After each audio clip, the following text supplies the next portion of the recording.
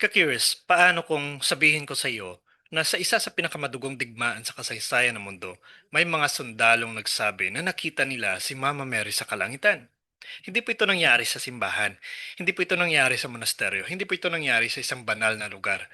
Nangyari ito sa gitna ng putukan, sa gitna ng bomba, sa gitna ng kamatayan. Noong September 1914 nga po, habang papalapit po ang hukbo ng Germany sa Paris, may mga sundalo na nagsabing nakita nila ang isang babaeng nakaputi na may asul na sinturon. At ayon po sa kanilang testimony, tila pinipigilan niya ang pagsulob ng mga hukbo. Totoo ba ito? Himala ba ito? Alamat lamang ba ito? At higit po sa lahat, bakit may mga ganitong pangyayari? Well, biblical ba ito? Ano bang nais ipahiwatig ng Diyos sa mga tao? Ka-curious, ang sagot po ay maaring mas malalim kaysa sa inaakala po natin. Noong 1914 nga po sumiklab po ang World War I. Isa po ito sa pinaka-mapinsalang digmaan sa kasaysayan. Milyong-milyong buhay po ang nawala. Milyong-milyong pamilya ang nawasak. At sa mga unang buwan po ng digmaan, tila walang makakapigil sa paglusob ng Germany. Ang target po nila ang Paris. Kapag bumagsak ang Paris, maraming naniniwalang matatapos agad ang laban. Ang France po ay tila nasa bingit na ng pagkatalo.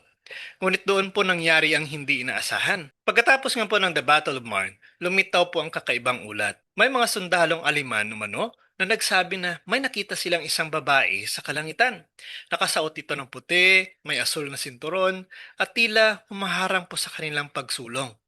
May mga kwento rin po na nagsasabing isang sugatang paring Aliman ang nagkwento nito sa mga nurse.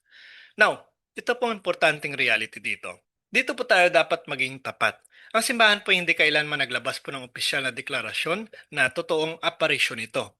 Wala pong opisyal na dogma, wala pong pagkilala, kaya bilang mga Katoliko po hindi tayo obligado na paniwalaan ito. Ngunit, hindi rin po natin maaring basta-bastang baliwalain ang posibilidad po na may mas malalim na nangyari. Now, ito pong unang mahalagang tanong.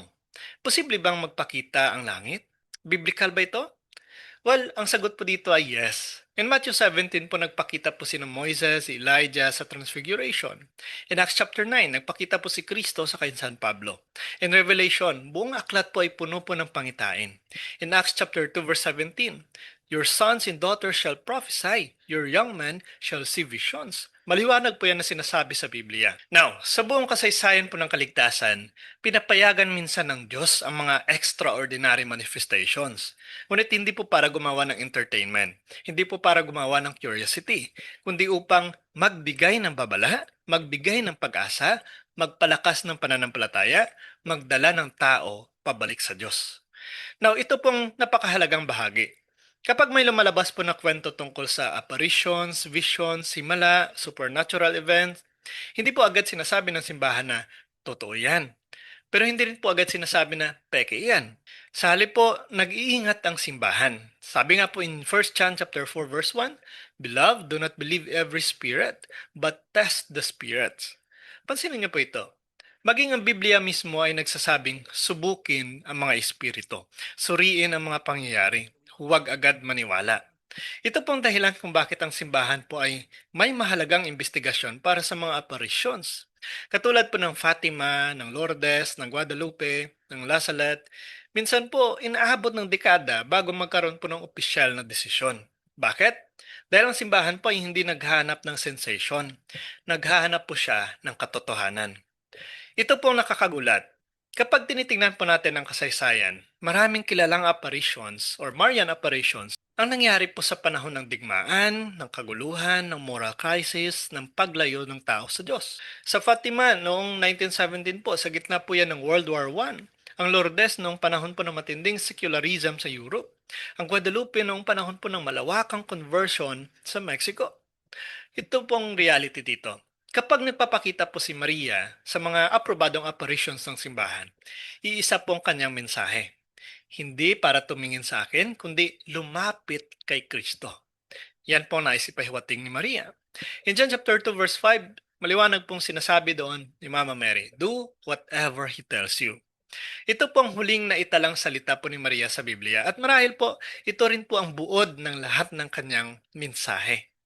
Si St. Louis de Montfort po ay nagsabi, when the Holy Spirit finds Mary in a soul, He flees there. Now, napakalalim po nito. Dahil para po sa mga santo, si Maria po ay hindi hadlang kay Kristo. Siya ay daan patungo kay Kristo. Sa St. Maximilian Kolbe po, nagsabi naman na, "Never be afraid of loving Mary too much. You can never love her more than Jesus did." Kung may tunay po na may mga apparitions na mula mismo sa Diyos, ang bunga po nito ay pagsisisi, kabanalan, panalangin, pagbabalik loob. Hindi po yan curiosity, hindi po yan conspiracy, hindi po yan sensationalism. Kaya maraming exorcist po ang nagsasalita tungkol po sa papel ni Maria sa spiritual warfare. Si Father Gabriel Amort po, ang tanyag na exorcist sa Roma, ay nagsabi na, "The devil fears Our Lady because she is the most humble creature." Napakaganda po nito. Hindi po kinatatakutan ni Satan ni si Maria dahil siya ay Diyos. Hindi po. Si Maria po ay nilalang. Ngunit siya po ang nilalang na lubos na sumunod sa Diyos. In Genesis 3:15 po, sinasabi doon, "I will put enmity between you and the woman." Marami pong church fathers ang nakakita rito bilang unang propesiya ng tagumpay ni Kristo laban sa ahas. Ano po malalim na katotohanan dito? Kapag ang tao po ay lumalapit kay Maria, ang layunin po ay hindi manatili kay Maria, kundi mas mapalapit kay Jesus. At iyon po ang kinatatakutan ng impyerno. Now, anong nais na ipahiwatig ng Diyos sa gitna ng digmaan? Tandaan po natin ito. Ito po ang pinakamahalagang tanong. Hindi po yung totoo ba ang kwento, hindi po yung may litrato ba, hindi po yung may ebidensya ba, kundi ang tamang tanong dito, bakit patuloy na nabubuhay ang kwentong ito matapos ang mahigit na isang siglo na? Marahil dahil po may mas malalim itong mensahe. Noong 1914 po, akala ng marami ay tapos na ang lahat. Nasa pintuan na ang digmaan. Nasa pintuan ng pagkawasak. Nasa pintuan ng kamatayan. Ngunit sa gitna po ng kadiliman, may mga taong naniniwalang hindi sila iniwan ng Diyos. At marahil po, iyan ang mensahe. Hindi po nawala ang Diyos sa gitna ng digmaan. Hindi po siya nawala sa gitna ng takot. Hindi po siya nawala sa gitna ng kaguluhan. Pero sandali lang po. Paano kung ang pinakamahalagang laban po ay hindi nangyari sa Marne? Paano kung ang pinakamahalagang laban ay nangyayari ngayon? Hindi po sa France, hindi po sa Europe, hindi po sa ibang bansa, kundi sa puso mo. Dahil bawat araw po may laban sa pagitan ng pananampalataya, ng pagdududa, ng pag-asa, ng kawalan ng pag-asa, ng kabanalan, at kasalanan. At dito po nagiging personal ang kwentong ito. Now, maliwanag po na sinasabi in Ephesians chapter 6 verse 12, "For our struggle is not against flesh and blood." Ito pong madalas nating nakakalimutan. Maraming tao pong natatakot sa digmaan ng mundo. Ngunit nakakalimutan nila ang digmaan para sa kaluluwa. Araw-araw po may laban para sa iyong puso. Araw-araw po may laban sa iyong pamilya. Araw-araw may laban para sa iyong pananampalataya. At ang pinaka mabisang sandata po, hindi po ang baril, hindi po ang tangke, hindi po ang kapangyarihan, kundi ang panalangin, ang rosaryo, ang kumpisal, ang Eukaristiya, ang pagtitiwala sa Diyos. Kaya paano kung mali pong tanong natin? Marahil ang tanong po ay hindi, nagpakita ba si Maria sa Battle of Marne? Marahil po ang mas mahalagang tanong ay, kapag nasa gitna ako ng aking sariling digmaan, naniniwala ba akong kasama ko ang Diyos? Dahil lahat naman po tayo ay may Marne. Lahat po tayo ay may laban. Lahat po tayo may krus, may takot, may pagsubok.